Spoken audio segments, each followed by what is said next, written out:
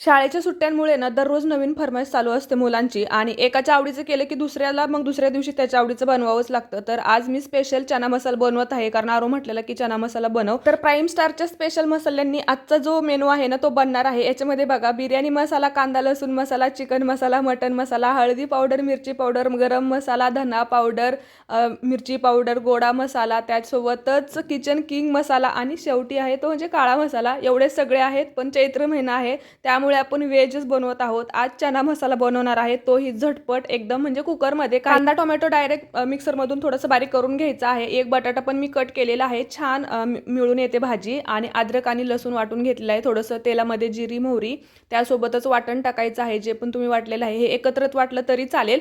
आणि याच्यासोबत मी आज 3 मसाले वापरणार आहेत, म्हणजे काळा मसाला, गरम मसाला आणि बेडगी मिरची जी पावडर आहे की नाही, या 3 मसाल्यांनीच एवढे सुंदर आणि ग्रेव्ही बघू शकता, कलर बघू शकता, छान परतून घ्यायची मीठ टाकून झाल्यानंतर तेल सुटेपर्यंत.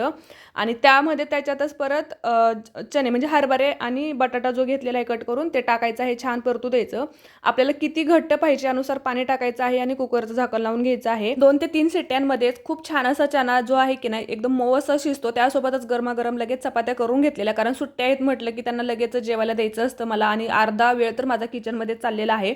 भाजी तुम्ही बघू शकता, कलर खूप छान आणि टेस्ट तर एकदम मस्त आहे. एकदम फ्रेश मसाले आहेत. आता मसाले घरीच बनवायची अजिबात झंझटच राहिलेली नाही, कारण प्राईम स्टारचे जे मसाले आहेत ना ते एकदम प्रत्येक प्रकारामध्ये अवेलेबल आहेत. ॲड्रेस दिलेला आहे आणि पे सुद्धा टॅग केलेला आहे तुम्हाला ऑर्डरसाठी.